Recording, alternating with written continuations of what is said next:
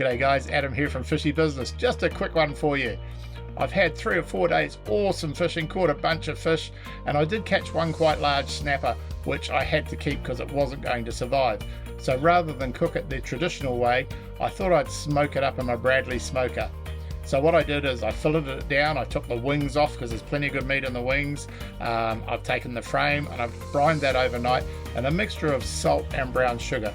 And I add a bit of water to that to make a brine and soak it overnight. So I've given it 24 hours and then I take it out of that brine, pat it dry, and then I put it back in the fridge on a drying rack to let it get a bit of that tacky feel, because that tacky feel attracts the smoke.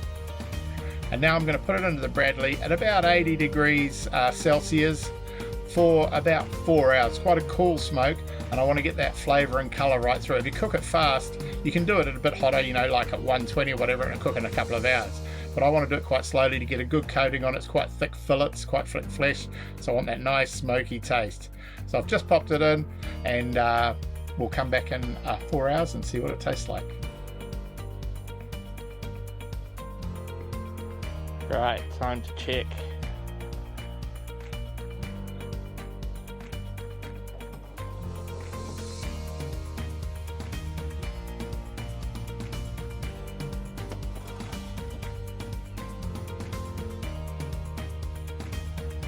That looks absolutely perfect. One last thing to do. The chef always has to have the first sample.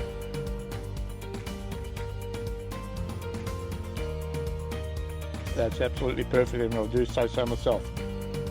It's got a nice smoke through it. The fish is still moist, tender. That's going to make some excellent snacking. Also make some great smoked fish pie and even a smoked fish patty. Oh, that's hard to stop.